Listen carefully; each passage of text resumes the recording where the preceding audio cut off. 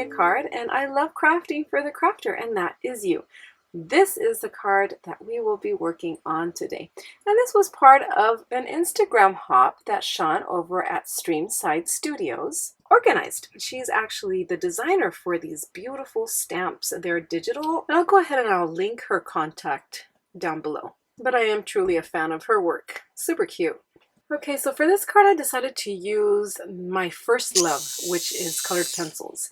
This electrical sharpener is from the Dollar Tree. I'm quite content with it. So I want to give this ghost the ghosty feel. So I went ahead and I colored it all in with white pencil, and then I went around the edges with gray. And I did this with both of these little ghosts. Then of course I went in and colored in the bow and his little patch there on the side. And I tried, of course, using Halloween colors, which is green, purple, and orange. I wanted the little bat to have a little bit of color, so I added a little bit of green onto him. And I made this little bat a little different, with a little brown and green. And I decided to switch up the colors a little bit on the smaller ghost. Now for the fun jack-o'-lantern, I just go ahead and I put the inside of the face with yellow, the lightest yellow I had. Then I go around the whole pumpkin with a light yellow. And the way I'm coloring is just flicks, flicks, flicks, flicks.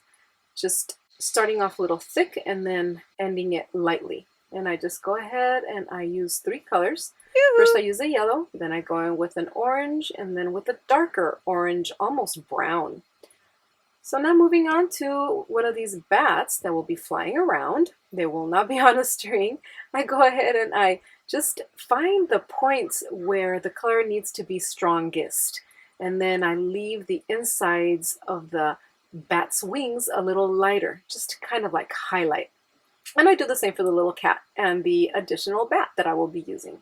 Now this tag was a challenge for me because I couldn't do really my flicking movement because there was words that I needed to go around. So I did the best I could and I filled in all the spots, and orange for the letters, and then I just added the little patches here with yellow and green. And this is actually a tombstone on its side. So then with some black, I just added some shading around the tombstone. Then with the X-Acto knife, I cut it out. And I fussy cut out actually my little ghosts here. The little ghost, the big ghost, everything was fussy cut out. Gotta get them all in there. For the jack-o'-lantern, I cut the top out because I want I wanted the ghost to come out of it. So I did a little bit of surgery there. I noticed my bat had a little bit of smudges. So I took advantage of the jelly roll pen and I went around the edges, and that took care of anything that was out of place there. And I also added little dots and lines around the images. Jenni over at Cutie Patootie Crafts, she always does this on her images and it looks so cute. So I'm so truly happy I remembered to do it this time around. Okay, so now for my background, I'm going to use Distress Oxide inks, and I am going to do those backgrounds that are blended that look so pretty. I'm going to try to make it look nice. So first I grab my lightest color, which is Squeezed Lemonade, and then I go in and I use Fossilized Amber. And in between, I go back with the lightest color and make sure that that blend is nice and smooth. And I come in with Spice Marmalade, and this one is a little darker than the Fossilized Amber. And I go ahead and I apply that color, and then I go back to Fossilized Amber and I smooth in those 2 colors, which is the Spice Marmalade and the Fossilized Amber. Then I bring in a darker color, and this is Festive Berries. So again, go to a darker color, Wilted Violet and Seedless Preserves. And after each time that 2 colors meet, always remember to go back and blend these 2 with the lighter one you used. So then I end with Black Soot, or is it Black Soot? I don't know, Black Soot. So then I always go back and I blend my colors in using the lighter color just for the colors to be well blended. I trim my piece a little bit just to leave a little border. Okay, so for my clouds, I wanted to use some acrylic paint for it because I knew I needed a medium that would float on top of the Oxide inks.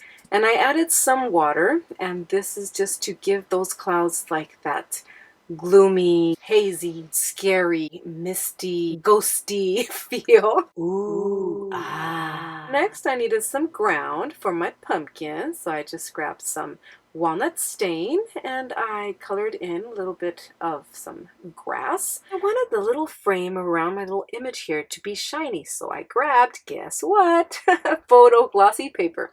And just with some Copic marker, actually black Copic marker, I went ahead the edges, and that gave me the shiny paper that I was looking for. I decided to cut out the inside of this photo glossy paper so I could use for a second layer. You will see what I mean.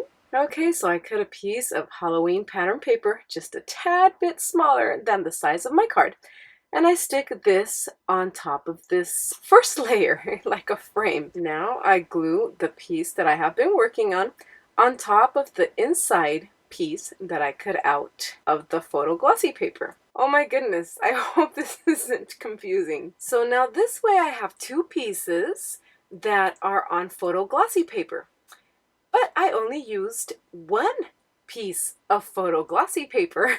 I am so glad you guys can see what I am doing. I take the pieces that I cut, and with the black marker I just go around the edges so that they won't be so visible. With liquid glue, liquid adhesive, I go ahead and I take layer on and I stick it on to my second layer.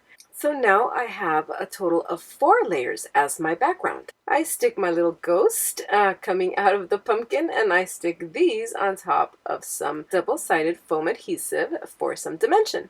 And the smaller ghost, I just stick it flat on top of the background. I take my laying down tombstone sentiment, and with my Crop-A-Dilec, I go ahead and I make a hole punch.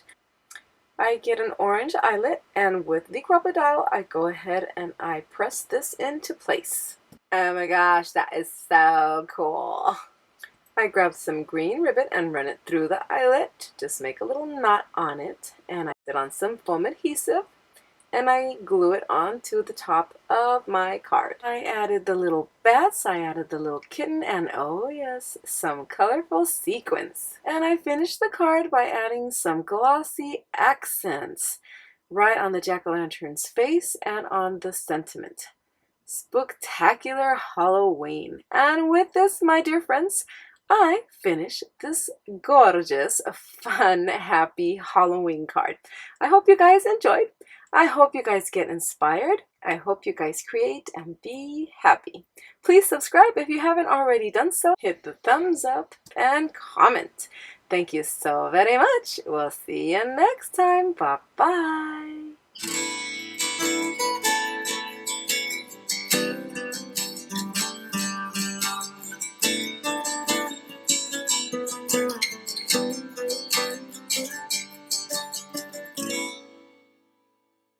My goodness, my hands. Give me some wiggle room. Jeez, no mercy. Oh my goodness.